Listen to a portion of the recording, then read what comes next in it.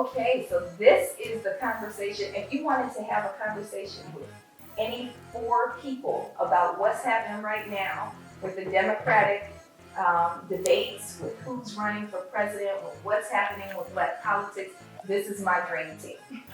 So, this is City Council President Wesson, former Speaker of the California State Assembly, my neighbor, my friend, almost a family member. Almost.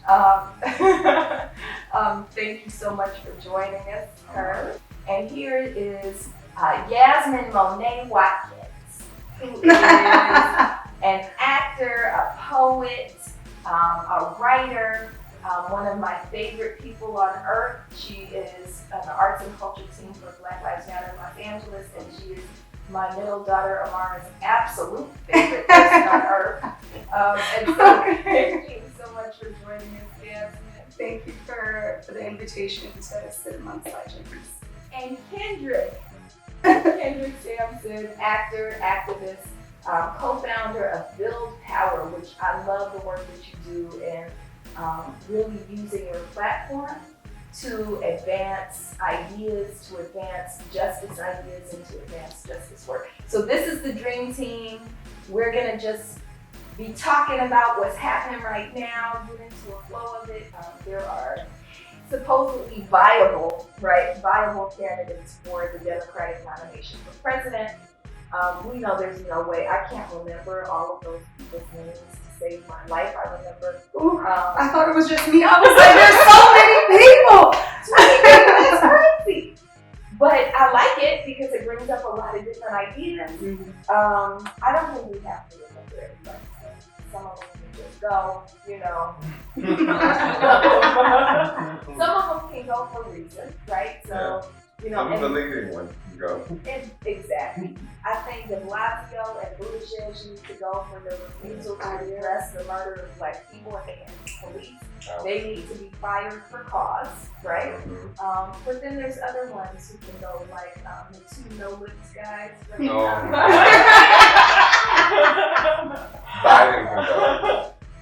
Biden can go. Biden should not have came Talk in. about that, because they're saying Biden, among Black voters, he is actually polling higher among Black voters than he is among the general population. Why do you think he should go? I mean, he's riding high on name recognition and you know, being Obama's homeboy, but it's like, just in the last debate alone, his stance on the Hyde Amendment was brought up, his stance on when he talked about women working outside of the home back, and he couldn't answer for that. He kept saying, oh, well, that was a long time ago. The crime bill, the Biden crime bill. I'll put it this way.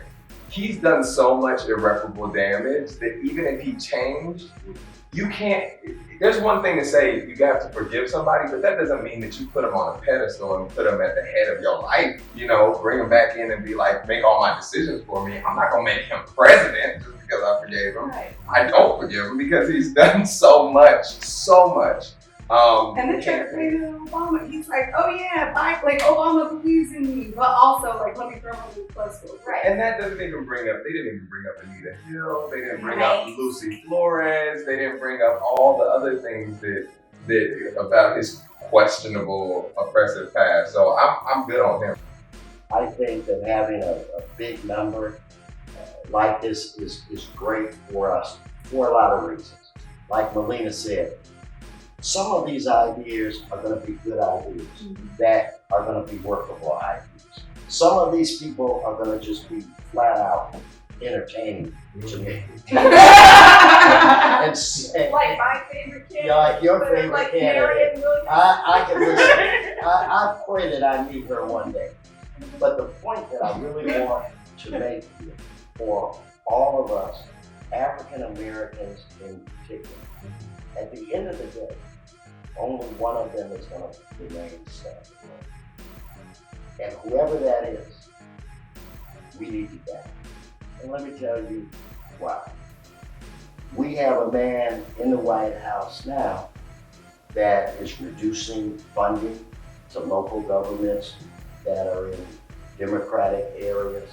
You talk about a president who, because he knows he has no snowball's chance in hell at getting California it is almost impossible for us as a government to work with them. So all I say to Democrats all over, when this is over, the last man, the last woman, we've got to do it. Because this president will be empowered to appoint look at the Supreme Court. That's that in so many ways for us as a people, that position is more and powerful than the president. And so we need to take our emotions, and I love that we're emotional, control it just a little bit, and recognize at the end of the day, the bottom line, because if we had a different president in the White House today, we wouldn't have the Supreme Court. I will say, like, so much of, like, I hear that, but so much of the debate was like, here's why Trump is racist, right? And it's like stating facts that we already know.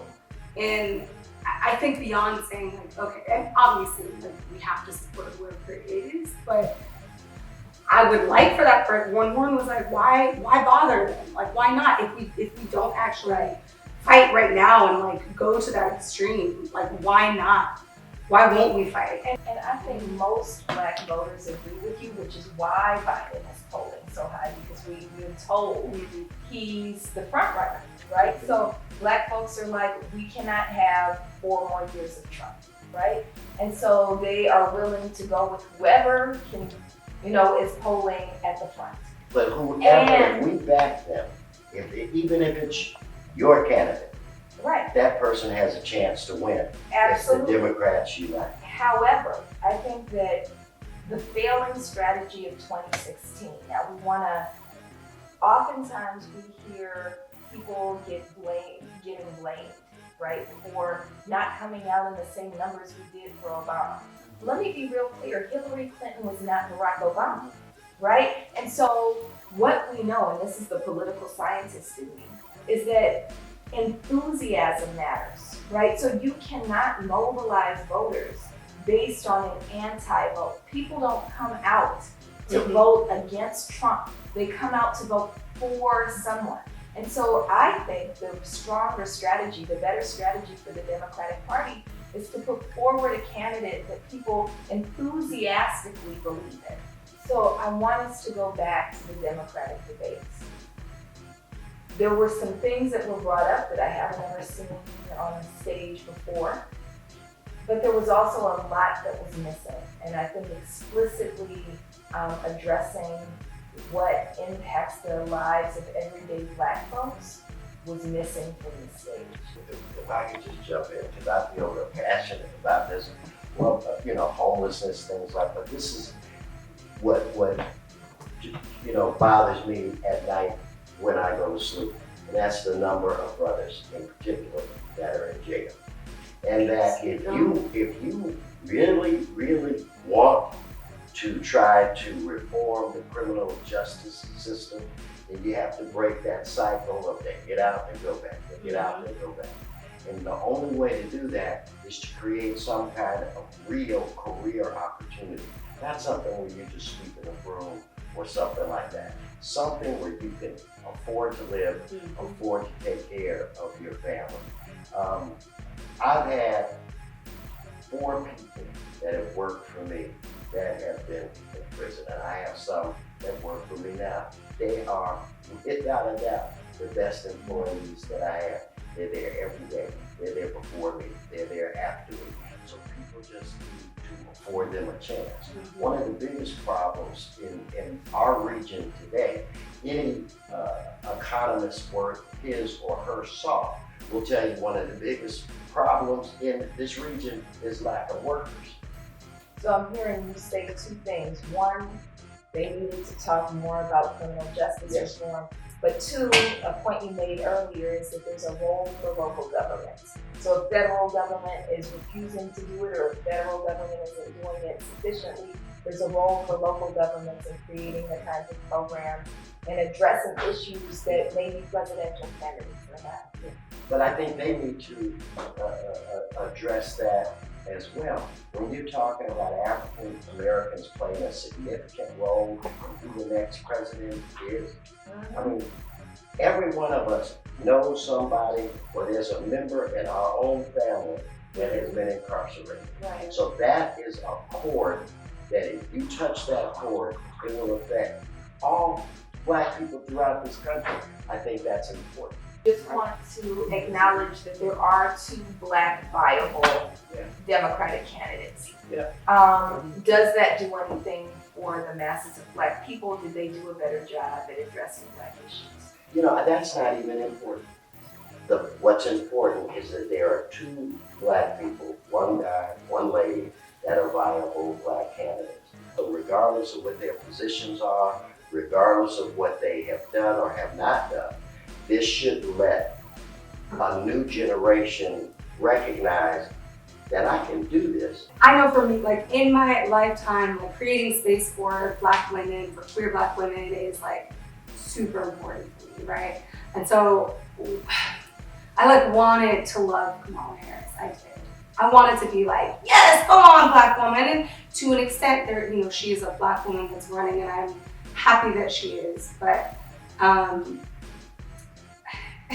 at one point, someone was like, "Oh, so you're gonna be a prosecutor president?" And like, I laughed. Yeah. Yeah. Other woman of color, right? And it's like, it was a direct attack on her, but like, kind of warranted. I don't know that, like, obviously if she's the front runner, like, I will vote for her. The front running Black candidate. Right, Yeah. like, but I Yeah, wouldn't, she's the front. if that is what it turns out to be, but I don't want to vote for her. Like, given her track record, is that terrible to say? Nope. No. Like, can I That's be good. real? It's too late.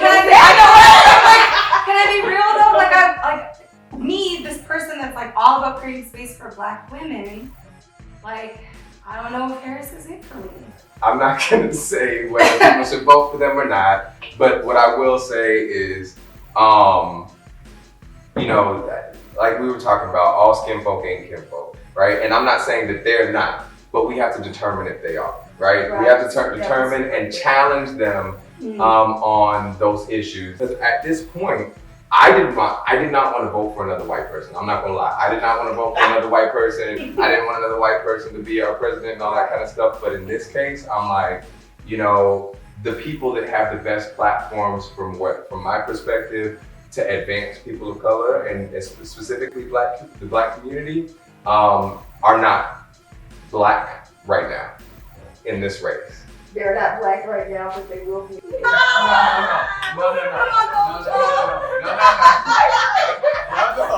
I could just jump in. The only thing that I want to add to that, and I hear you, but don't ever think that attack on Kamala was not a calculated. Of course, absolutely. of course. But hear me, I don't know if it was driven because of the purity of spirit of the person that directed the attack. I had mentioned in an earlier conversation, as you begin to move up in the polls, individuals are gonna always be there. And so I think we need to get used to this. It's gonna be some up and it's gonna be some down. And we need to recognize that some of this is just gonna be political. Right. Some of this is gonna be, well, it's only gonna be 2 or 3 women that advance the next time. So in order for me to do it, I gotta knock down one of them. And then, you know, dang, there's already 2 guys that are over this age, so I gotta get rid of this one. I mean, so they think about that. I've been in rooms and you have people that give you data. So we want to thank all of you for sitting on the couch with us, for having this conversation with us. This show is called The Call. We want the people who are watching to be the response. In our 10-second wrap-up, we'd like each of you to give people one thing that they can do, one call you want to issue. So let's start with you. Well, just let me say this. I think we should listen to individuals like you, individuals that are on the ground, individuals that have really positive things to share. I'm so excited to have been a part of this conversation. I'm gonna walk out of here taller, prouder, and stronger. Shay. Not Shay. Fire Jack the Lucy. There we go. I love that. That's Can I get you at the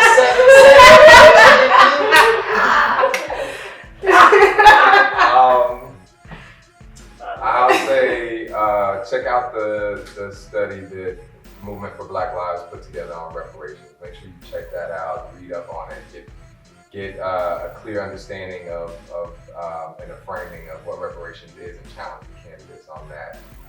And another thing is Reform.LA Jail. So reformlajail.com.